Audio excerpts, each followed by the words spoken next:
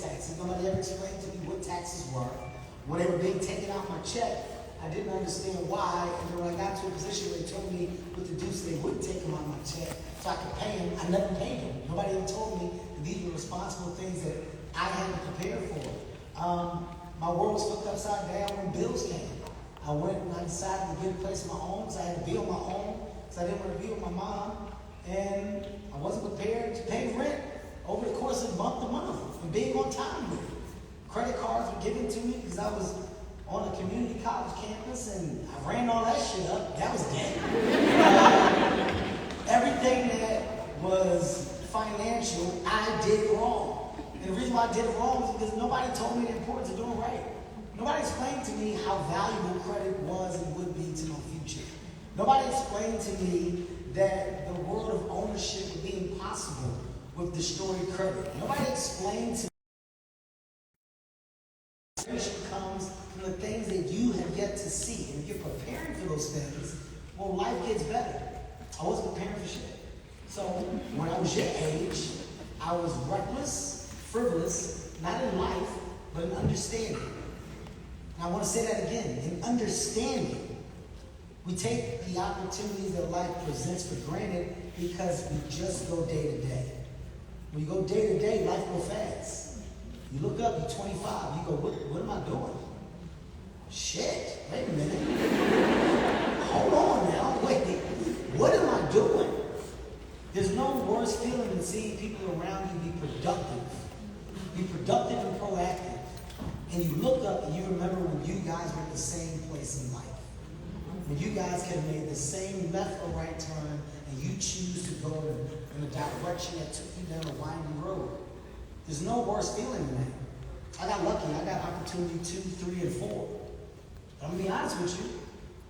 I fucked up 1 and 2. Bad. I got very lucky. I'm going to say this again. I got very lucky for getting opportunity 3 and 4. It doesn't happen. Luck don't happen. It's not supposed to happen. If it does, good for you. Because I got 3 and 4, I said, I'm going to do it right. And do it right meant actually learning. When I had to figure out, I had to really go out and get the information, gain the knowledge that can not only help me get out of debt, but that can help me better prepare for my future. I didn't want to be a guy that had nothing, especially when I was attached to so many opportunities. Looking back and saying, wow, those opportunities should have been successful bumps. But life was lost, and opportunity that I thought was had is gone. How do I figure out how I fix it? I had to start over again. So at 28, I went back to ground zero. You guys don't have to do that. I want you to understand the craziest thing about being black women. We're expected to start from ground zero. It's an expectation. It's a word of comfort that comes with that shouldn't be. If you guys have the mindset and understanding that, okay, once school is done, my plan that I've actually already started by going to school, by spending my time and energy on getting this education so that at the end of it, I'm completing task of. You're already formulating your plan. Don't wait until school's over to then get ambitious again. It should start now. It should start now. And the financial side to life is the biggest world of loss. Because that's when people go, I didn't know. You don't have to go, I didn't know, if you grasp the mindset of how am I going to better survive in an economy that does this? How am I going to position myself so I'm not a part of the roller coaster? What do I want? What do I want to do? And when I do those things, what are the finances that come with them? Damn, taxes. I hear people talk about it all the time. How do I best prepare for taxes? Government takes half whatever you get. That's how you think about it. If you really want to succeed with finances, look over a quarter of what you make. Every check you get, put half of it away. That's the government's. Now you got half left. Take a quarter of that, that's what you live off of. The other quarter, well, that's what you're saving, that's what your utilities, your life, that's your bills. If you prepare to pay and you prepare to save, life gets easier because you're not living off of the bulk number up top. $100 ain't $100 when you get it. $1,000 not $1,000. $10,000 not $10,000. $100,000 is not $100,000. $100,000 is $27,000. $1 million is $430,000. If you have the understanding of how to operate when you get those numbers, then you'll be better prepared for the success that you want. Not the success that you want people to think you have. That's the biggest misconception.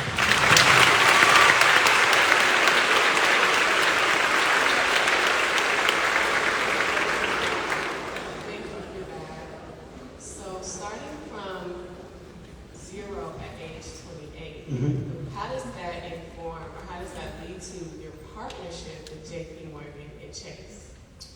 The partnership with JPMorgan and Chase, I mean, you're talking about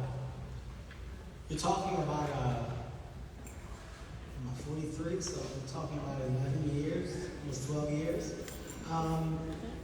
From 28 to probably 37,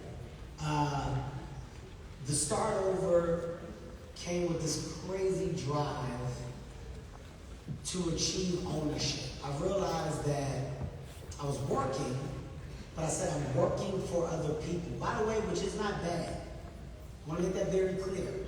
Having a job working underneath the umbrella of, having success in that umbrella is not bad. But in the space that I was in, I said as a talent, I'm driving the engine. I'm driving the engine and I'm still a work for hire. I gotta change that.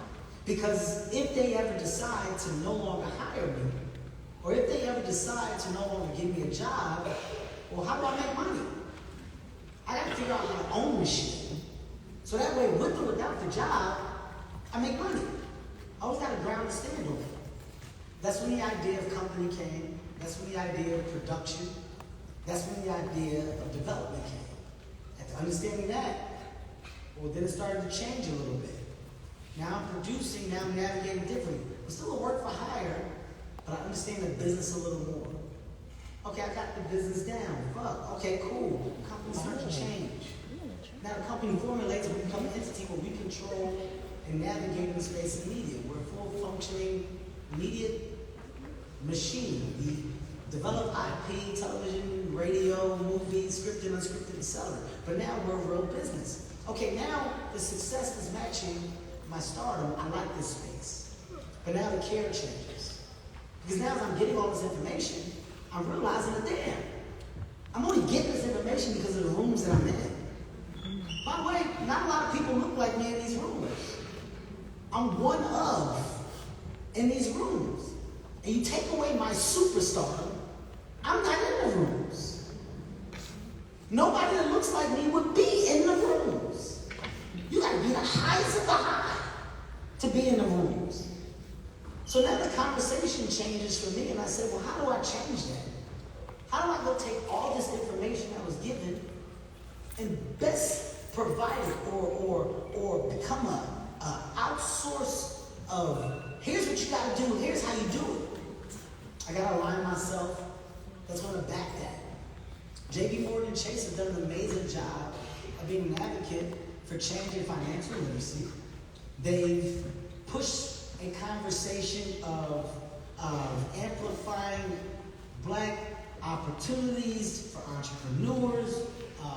They have been a part of conversations in community development and change.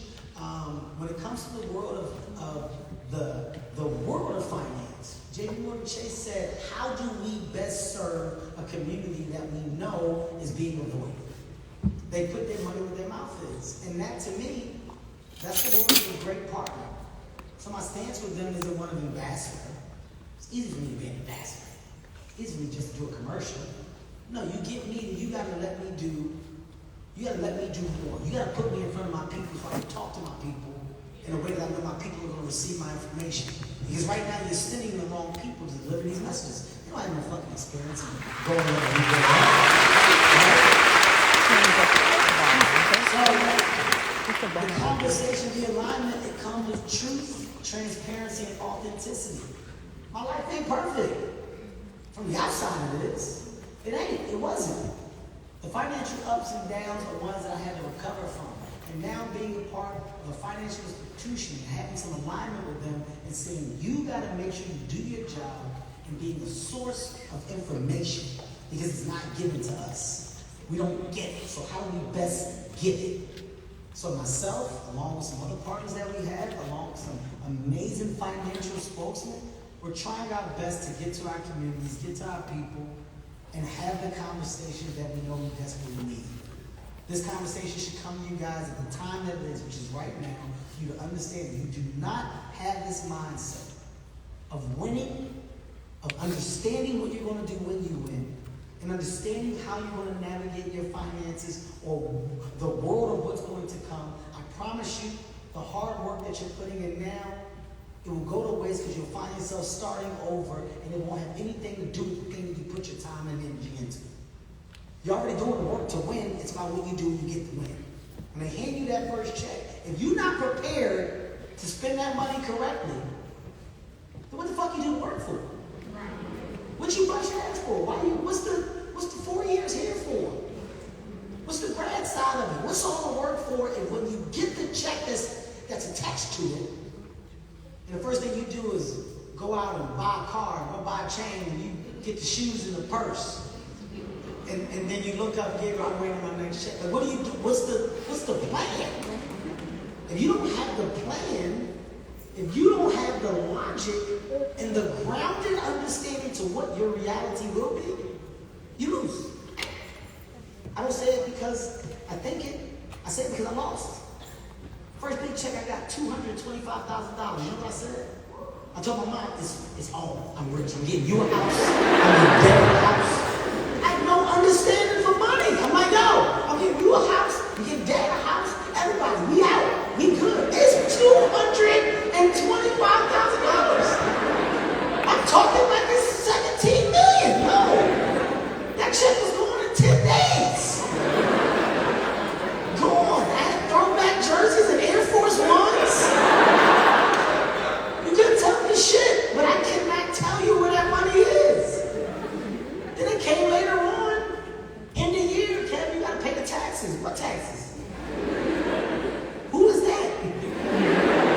Why I gotta pay them? Like, they didn't work for me. Why I gotta pay them? No, that's what you pay. They gave me the money because you started the LLC. Who started the LLC? Now you're getting all this information after. Don't be a part of the after. You don't have to be a part of the after. Don't be a part of the world of debt. Don't be a part of the bad credit. Don't be a part of the lack of goddamn understanding attached to the things that they make easy to give. Because they want you to get into debt. They want you to start out bad. It better serves them. That's more money in return for them. Their rates go through the roof. You find yourself paying off credit card debt for 10 years. Who do you think is making money off of that? There's a business in all the businesses. So ask yourself what side of the business you're going to be on. Every time something seems easy, every time something seems to be given to you, ask yourself what side of the business are you going to be on. 30-year mortgages, they're great. You got to look at them goddamn numbers and look at them rates. You'll find yourself paying 15 different levels of mortgage. If you don't understand, this is where you get the understanding. You got the person in front of you with several losses that's not embarrassed to talk to you about. It's about the losses that help you get to the big win. You don't have to lose the way I did. Be smarter than me. You already are smarter than me. You already are going to college. You already are getting a world-class education. It's just a space where you got to think different. Tap into your other side of motivation, inspiration, and want. Don't wait till you get out there to do it. Get some real stories. Activate now. I'm telling you guys, I've never been more serious about anything in my life. Activate now. I got my kids at the age 17 and 14. You better talk to me about life. Because I got money. You don't. I made that very clear to my kids. You don't. You are a guest in my house. You got to figure it out. I'm not going to be the dad with the kids that's just off their dad. You got to figure it out. That's 14 and 17. You got to figure it out. Now, talk to me about your plan. I pushed them. I pushed them to think about their future. And if you can't talk to me about your future, then my question to you is why? How do you think life works? Do you think it just happens? You think you walk out and it just happens? It's going to fall out the tree? Somebody's going to come and say, here you go. No. It's cold out there. They get cold fast. You don't want to be out there and that breeze hit and you don't know where the fucking coats are. You don't want to be that person. Figure it out now. Thank you. Thank you for empowering HBCUs. Thank you for stopping at Spelman on your Heart of It All tour. And for empowering Black communities. And so now we want to have an opportunity for questions from the audience. But before you get at it, I will say one more thing too that I love out as we're talking about like empowering. Also, understand like your side of the conversation is Black women, right? I understand the world of being a Black woman as best as I can. I'm not a Black woman, so I do not understand the true struggle that falls underneath. I do not understand the day-to-day that comes with that. I will never speak as if I do. But what I do understand is that there's never been a time more clear or present for the opportunity of equality to kind of even out. There's never been a more present time to where you hear people vocally at the highest levels, no, the pay needs to be, the opportunities need to. We want to see more Black women. Why do we not see Black women in? Black women should be. You hear it more. That narrative is changing. Will it ever be in your favor? I can't say that. But I will tell you what you got the opportunity to do. You got the opportunity to be a part of that narrative, continue to change, in the groundbreaking moments that will lead to the world of equal. If that's the real want, if that's the real goddamn fight, which is that, hey, we're more than capable, we're more than deserving. Or it starts with the generation underneath that has to break the ground. People now are doing what they can. People now are trying their best to do what they can. It really becomes you. It becomes your shit. It becomes what you do, what you want. So if you don't understand that, you're already losing.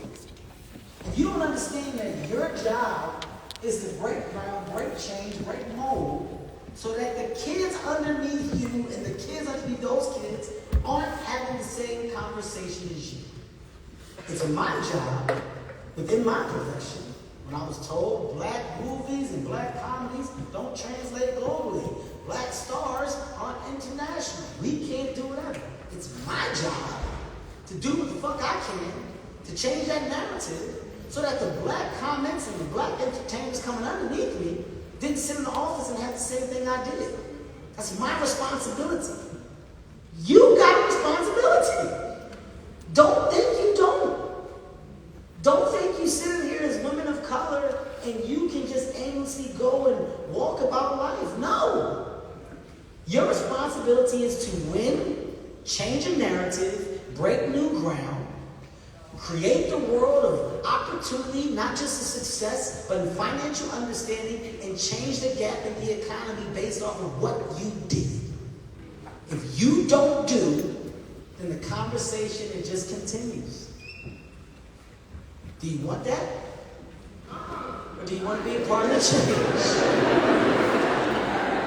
I'm telling you real shit. I didn't come up here to speak to you and say the things you want me to say. I'm being honest with you. People don't want to think like that. People don't want that responsibility. Y'all will wear the Spelman hat high and y'all got all this confidence and Spelman graduates. I went Spelman. You know what I mean? You gotta look at the level of success with the women that have come underneath the umbrella. I've been hearing it all morning. I've been meeting these Spelman women all morning with all these goddamn credits. I ain't never seen more credits like in my life. Y'all do a lot of shit. Don't walk out of here.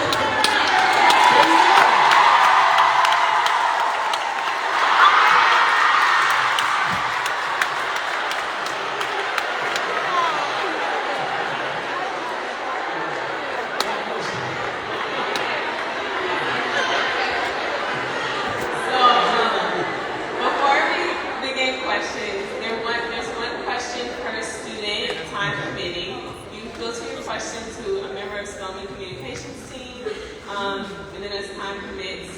Remember to keep your questions on topic. We're talking about financial literacy, financial health, money management, so we want to keep the discussion focused. I like it. All right. Good morning, Mr. Hart. My name is Denise Puckett. I'm a sophomore econ major from the south side of Chicago. Nice. And my question for you today is about how the Fed raised the inflation rates to 0.75 points, which was the highest in the past 40 years. So my question to you today is, what do you think are some ways that the Black community in the United States can have a better outcome with these inflation rates? And what do you think are ways that JPMorgan Chase is working towards that with the heightened inflation crisis? Well, I mean, that's a great question, right? First of all, what you gotta understand when you talk about inflation, you talk about inflation rates, right? This is nothing that's new, right? Like it happens, it's going to continue to happen, whether it's yearly, whether it's every other year. I think it's more about preparing for these things, right? Like you can't get around the world problems that come with the economy. Like you just can't.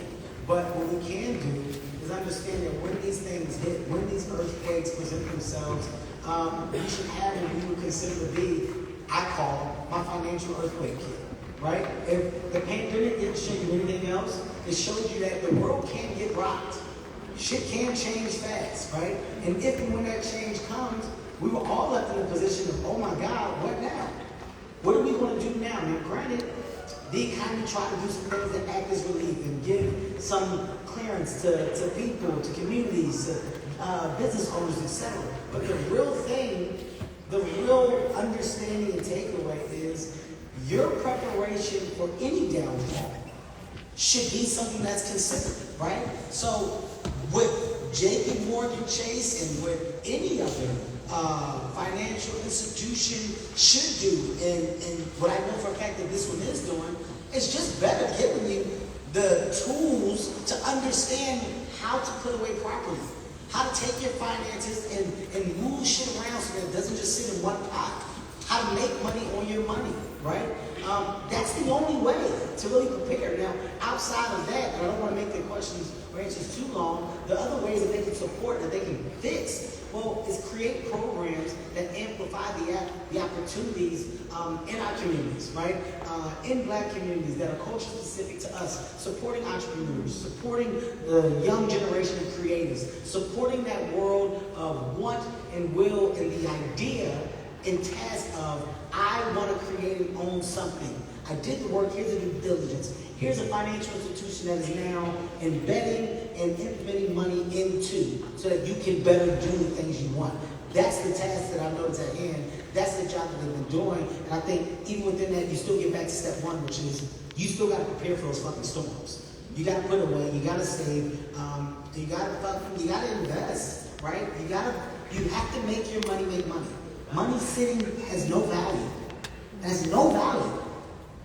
Interest, stocks, investments, etc. There's a world of ways and understanding where your money can do things that you have no idea that it could, but it just comes with the conversation that best suits you.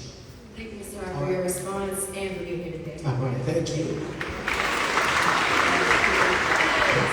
All right. I like it. Kevin, this conversation has truly blessed me. So I just want to thank you first for being here. I am an entrepreneur, and I will say that one thing that I've recognized to be so prominent as an entrepreneur and as a Black entrepreneur is that we've gotten used to building planes while flying them. Meaning that we don't always set our steps up for success because we want to go with the move, go with the action, but not have our plan. And so I appreciate you for touching on that in the conversation.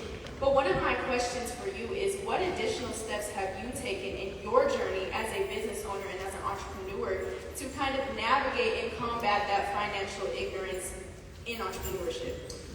The biggest step that I've taken is understanding I can't do it myself. As a culture, we suffer from the I monster, right? Like, it's me, all me, I did it. All me, it's always me. I get it done. If it's gonna get done, I gotta do it. Investing in other people and allowing other people to be great. There can't just be one. Like in my company, we thrive off of it's not about the I or the me, it's about the we. And where my true successes come from in the world of entrepreneurship is aligning myself with others. Not just that share my vision, share my dream or goal, but also in making sure that you help elevate, right? It's not about keeping people in a position, it's about putting people in a position to improve, to grow, and succeed. Because nobody wants to just be a step one forever. So my word of investment in those people has turned into the biggest return because the company grows because my people are growing. And that growth came with me being okay with taking a back step and understanding that it just shouldn't be me. I just can't have the mindset of I gotta be great or else this thing doesn't work. Let me share the moment, share the opportunity for success, and also, you allow people to take a piece of this thing that you have. And that's where my wins come from. And I'll say the upside is the security. The security that people are coming in to work in something or for something that they believe in and work for a person that they believe in as well. Outside of that, I think the job titles and the board of education and background that has been attached, the portfolio has been attached to some of these people. It's also been an extreme reason for my will, want, and effort to go out and find. So this background that you guys will have and with your degrees, etc., it does mean something. I know sometimes you get to a place where you're like, man, what am I doing this for? Or is this going to add up? I'm telling you now, in the corporate structure that I have, it does mean something. Seeing that on a piece of paper has value. And the people that are underneath my umbrella with that value have actually lived up to it. So my investment in others has been the biggest return for me. And I will say to date, the thing that I'm most proud of. Thank you so much for that. Thank you. Unfortunately, everyone, that was our last question. I'll do two more real quick. Come on. Hey, back.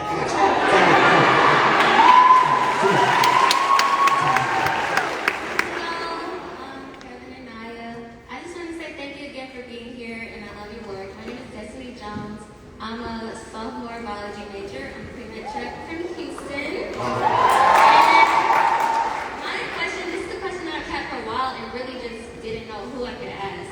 So, do you have any advice for what to do with our money once we attain it? So for example, I'll get a check, whether that's from like a summer internship or a refund check, then I'll save some, but not really have any intentions of what to do with that savings, or I'll just keep the money in my checking account and spend it until it's gone and then kind of start the cycle over. So how can I multiply my money and use it in an impactful manner when I currently don't really have any knowledge of what to do with it and I'm starting from the bottom? I think what you just said is so true. It's so true because it's you just answered your question with a question. You said, what do I do with my money like when I don't know what to do with it? Like you didn't even expect to get the money, but you're trying to figure out how do I spend it? Like where do I put it? Like should I spend it? Should I just keep it here?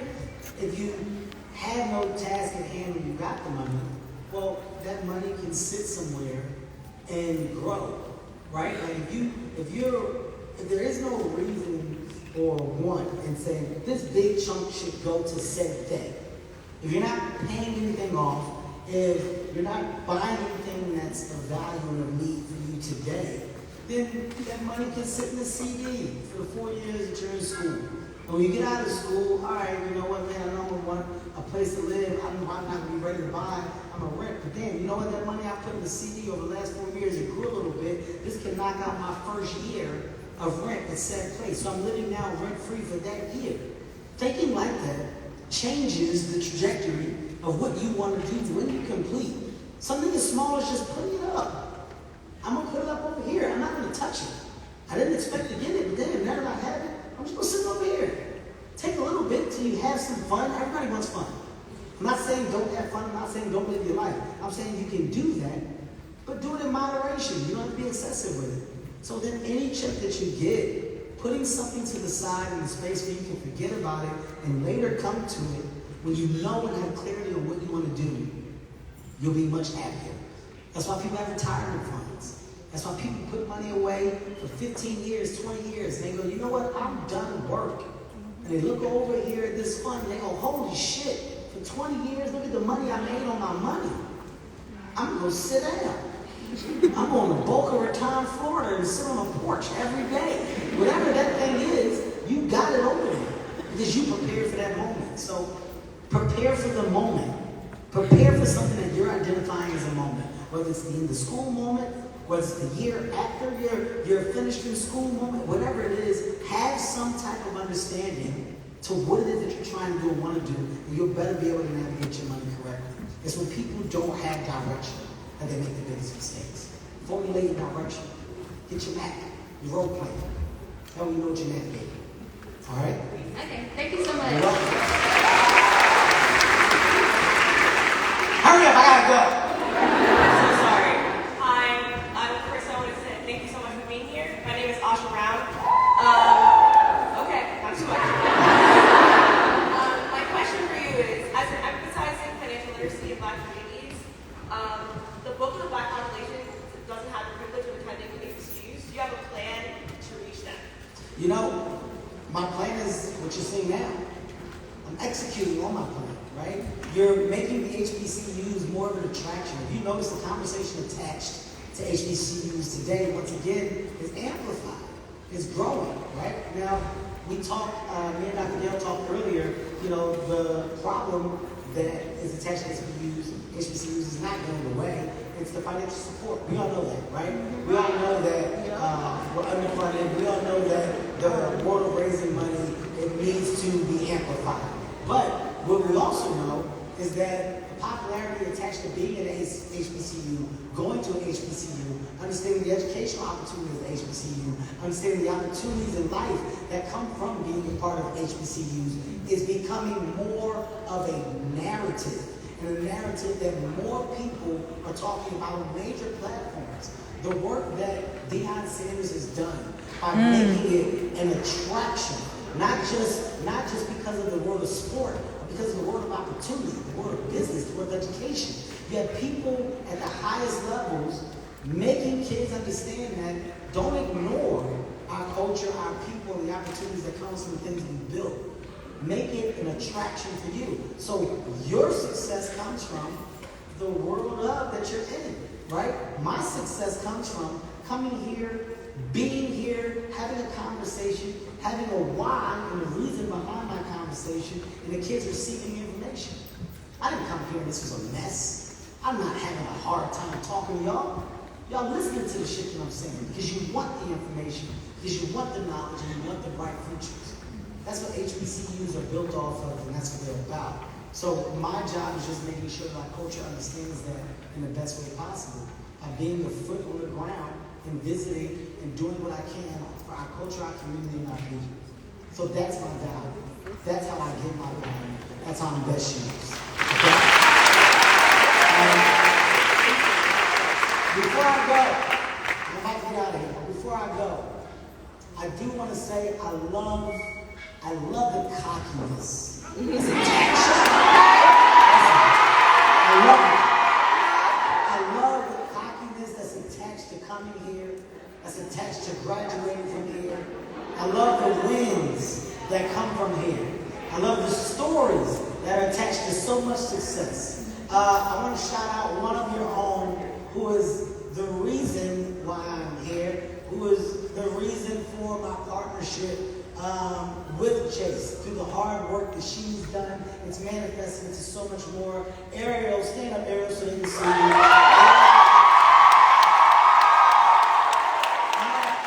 I don't think there's a person that talks about Spelman more than Ariel. Ariel is also a new mother. She just had a baby 4 months ago. Yes, but she is proud, and her thing was, on this journey, in this world of work that we're doing, Kevin, we have to go to Spelman. We have to put our feet on the ground there. Kevin, we have to make sure we do it. And I made it a priority to come. And today has been so dope. Shouts out to Dr. Gale. Congrats on the new position. Y'all make sure y'all treat Dr. Gale good. She's 6 weeks in, okay? She's 6 weeks in. Y'all give this woman some wins. Do your job, and it makes her job seem that much doper. Guys, today I did mine. Don't waste my time. Don't not use this information. Don't not take these goddamn gems and these anecdotes and put them in your pocket or your mental bank. Don't waste my fucking time. You guys are dope as hell. Thank y'all for listening.